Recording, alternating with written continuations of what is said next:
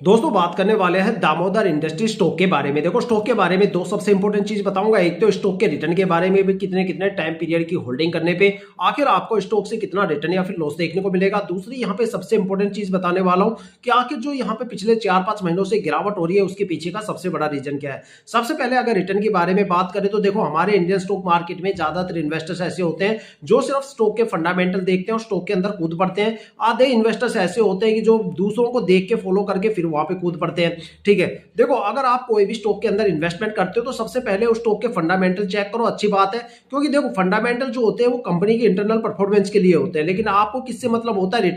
Return से लेके। तो आपको उस स्टॉक के पिछले 5 साल के रिटर्न तो जरूर चेक करने चाहिए। साथ में उस स्टॉक का जो होल्डिंग पैटर्न है वो कैसा है वो भी आपको चेक करना चाहिए। अगर वहां पे प्रमोटर की होल्डिंग 50% से ऊपर है तो वहां पे आपको इन्वेस्टमेंट करना चाहिए। और अगर प्रमोटर की होल्डिंग 80-90% के आसपास किसी भी स्टॉक में आपको देखने को मिलती है तो समझ लेना कि आने वाले टाइम में वो स्टॉक धमाका करने वाला है, एक मल्टी बैगर स्टॉक बनने वाला है। और एफआईआई और डीआईआई के भरोसे बिल्कुल भी मत बैठना, क्योंकि जब भी अपर सर्किट लगता है या ट्रेडिंग विंडो क्लोज होती है या फिर क्वार्टरली रिजल्ट को लेकर ट्रेडिंग विंडो क्लोज होती है तो वहां पे सबसे पहले जो बिकवाली करके भागते हैं वो एफआईआई वाले होते हैं। यहाँ पे जो मार्केट में सबसे ज्यादा लिक्विडिटी और जो गिरावट का दबदबा बना रखा है वो यहाँ पे एफआईआई की वजह से ही है। ठीक है, अब बात करने वाले हैं स्टॉक के रिटर्न के बारे में। तो मैं आपको बता देता हूं भाई, ये जो स्टॉक है शॉर्ट टर्म के लिए बिल्कुल भी नहीं बना हुआ है, ये स्टॉक लॉन्ग टर्म के लिए बना हुआ है। और लॉन्ग टर्म में भी सिर्फ 2 टाइम ड्यूरेशन ऐसे हैं जहां पे आपको यहाँ पे रिटर्न देखने को मिलेगा।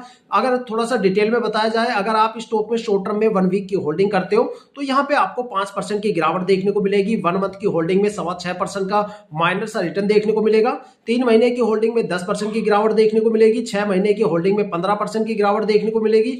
9 मंथ की होल्डिंग में 4.25% की गिरावट देखने को मिलेगी।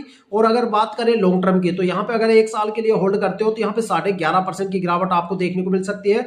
2 साल की होल्डिंग पे 20% की गिरावट देखने को मिल सकती है।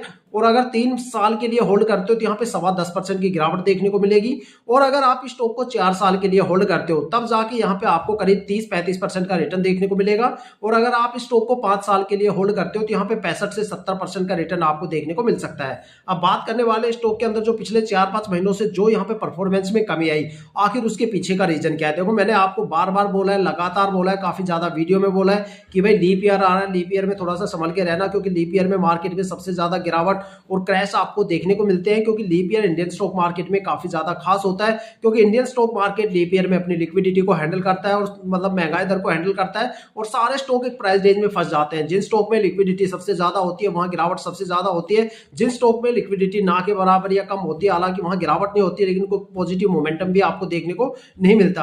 और यहाँ पे जो इस बार हालात यूरोप के काफी ज्यादा खराब